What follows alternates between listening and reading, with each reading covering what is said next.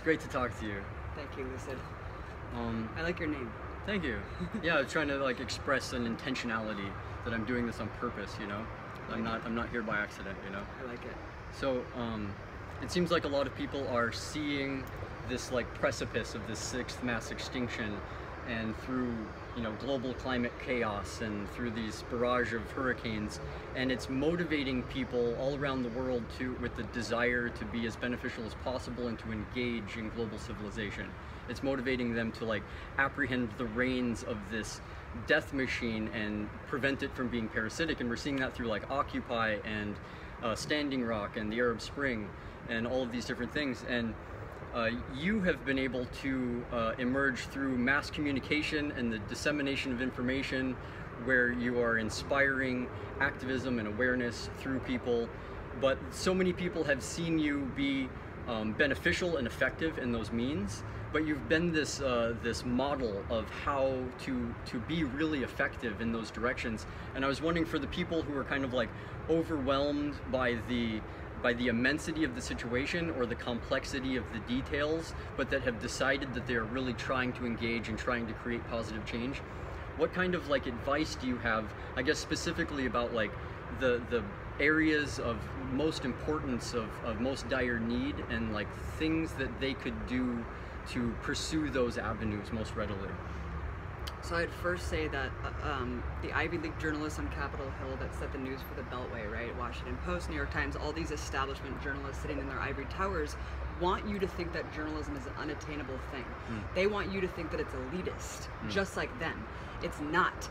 Anyone can do it. I say fuck journalism school and fuck objectivity. I think objectivity is bullshit, because we don't need to know what the corporate monster thinks or what the US empire thinks to contrast it with the other side. We know what side is right, and I know what side I want to be on. And so I feel like, as an activist first, and that's where I really started Lucid, as an anti-war activist in my community, and understanding that it's not just war, it's everything. Understanding the media's complicity in the system, and understanding that we need a free people's grassroots means of storytelling, of communication, to get this information out. And without that, we can't spread awareness about any issue that we're facing, right? So how all these disparate threads connect is another really important thing, and that's another problem with journalism as a whole, is not understanding the global system, the corporatocracy, capitalism at the root of all these symptoms. I would say, don't think that it's an elitist thing. Anyone can become a citizen journalist. All the tools are readily available. The tutorials are all there. I learned how to do Final Cut Pro. I learned how to use a camera, and I learned how to speak on camera just from visiting my local community access station in Berkeley and Oakland. So as Occupy Oakland jumped out on the scene, I was right there because I wanted to be a part of what was going on in my community. So you can't be scared. And that's another thing, we all feel isolated because capitalism makes us all feel like we're individuals and that we aren't connected to each other. That's on purpose.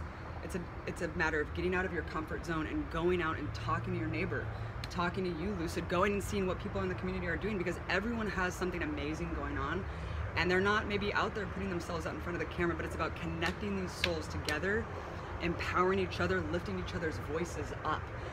And I never thought that I would even get paid for what I'm doing. I just did it because I knew that I had to, and I'm gonna die doing it. I'm gonna die telling these stories and telling the truth, because history is written by the winners.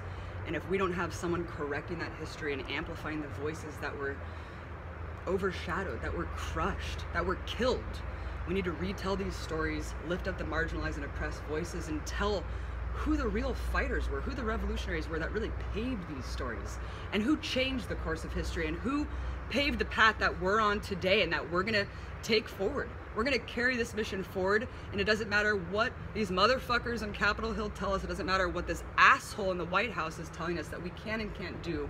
We're doing it. You guys are doing it. We're out here trying to tell these stories. And Lucid, the most amazing thing is, we just came from a community that the debris from the hurricane was still sky high, and they said they have not seen one police officer, not one community response person, not one government official there. And these are the stories that need to be told, because yeah, no one knows what's happening here.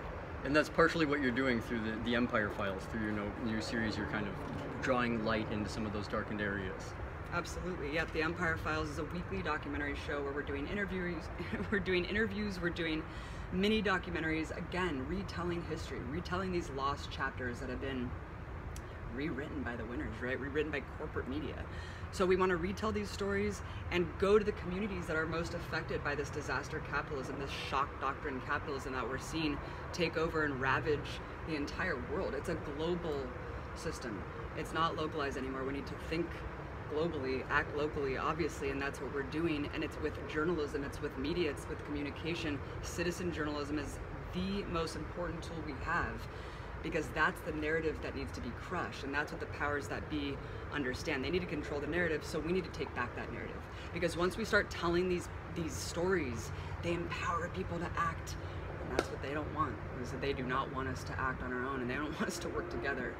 And so that's what we have to do. Absolutely. It seems like they're trying to stop peaceable assembly anywhere that they possibly can, whether it's Occupy or Standing Rock.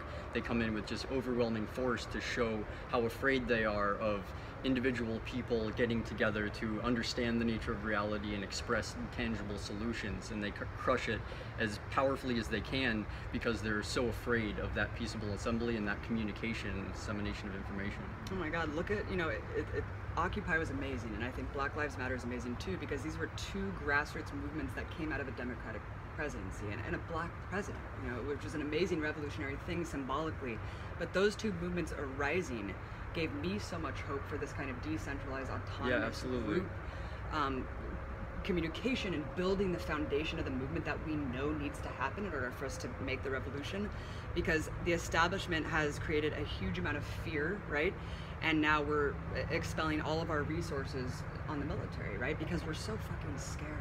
Because fear controls us. And so once you alleviate that fear and get rid of that, you can understand how much power you have, and how much the resources need to be here. So until we understand that healthcare and food and housing is a human right, because we're all human beings and we all deserve the very least, right, in the richest country in the world. So until we understand that and we connect the two, like MLK and Malcolm X and all these people decades ago already made that connection with the militarism and the imperialism and how it's a construct of capitalism. Until we understand that and the root of that, I think that we, and the shedding of the fear, Lucid, I think that's when we can really start building anew.